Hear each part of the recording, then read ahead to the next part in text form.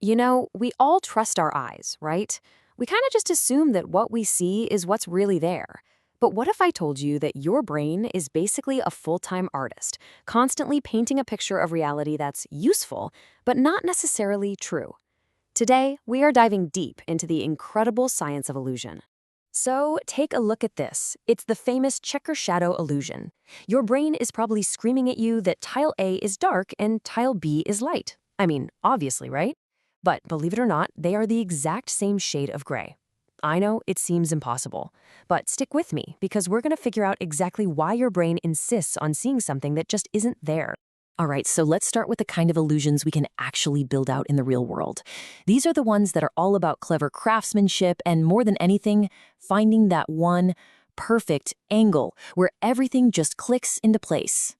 The magician and filmmaker Zach King puts it perfectly. Your eyes are going to be trying to play tricks on your mind, and that's exactly what's happening here.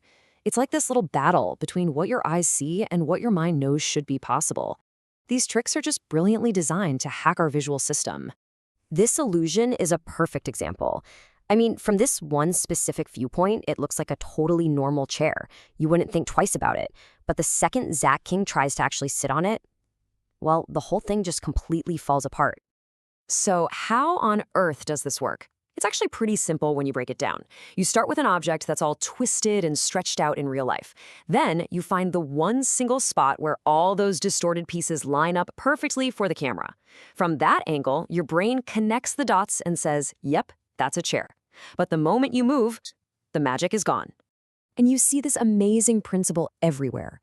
You can make a chair look like it's floating using some clever mirrors, or create an anamorphic illusion.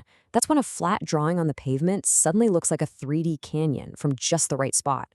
You can even design a stool that appears to have 3 legs when it really has 4. It's all about controlling the viewpoint.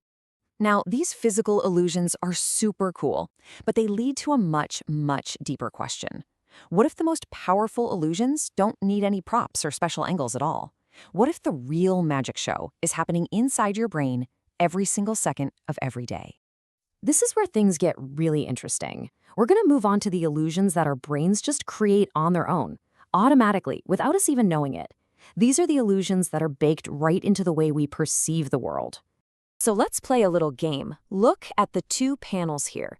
All you have to do is tell me which of the dots, the orange, the green, or the gray, is the exact same physical color in both panels. Go ahead, take a look.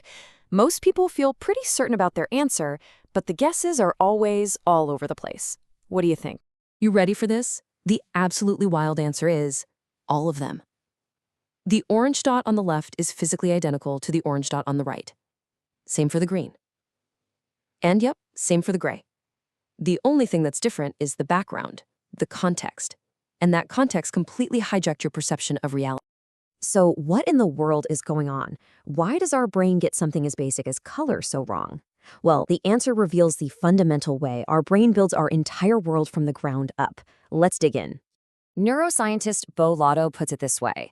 All the raw data our senses pick up, light, sound, you name it, it's basically just meaningless static. It's our brain's job to take all that noise and somehow turn it into something that makes sense, something we can actually use. Think about it. The same little patch of light hitting your eye could be from a tiny object that's really close or a huge object that's super far away.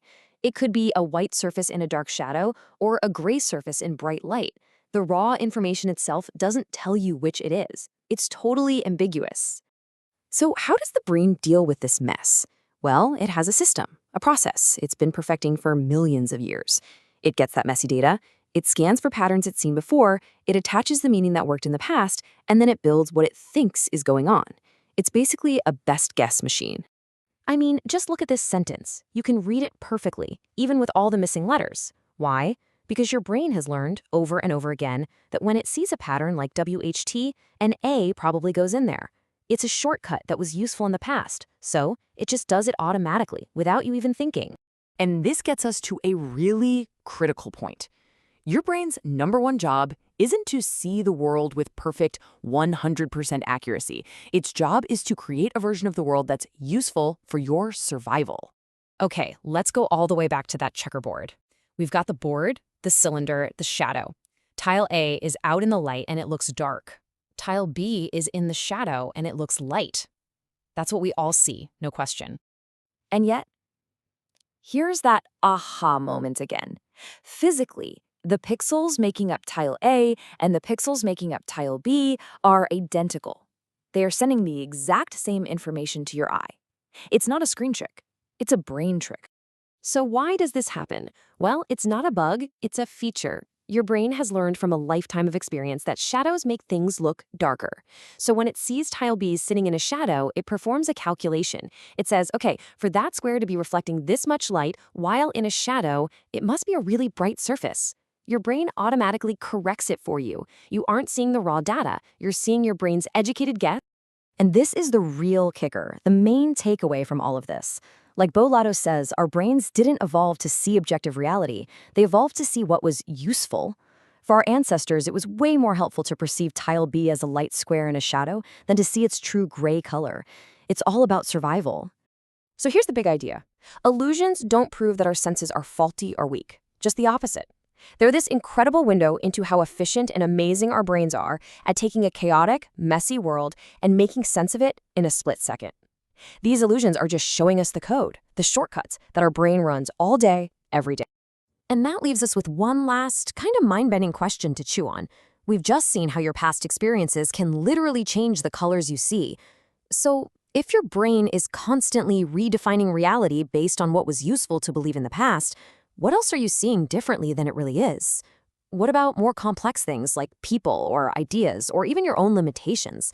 What are you seeing not as it is, but as your brain has learned to see it?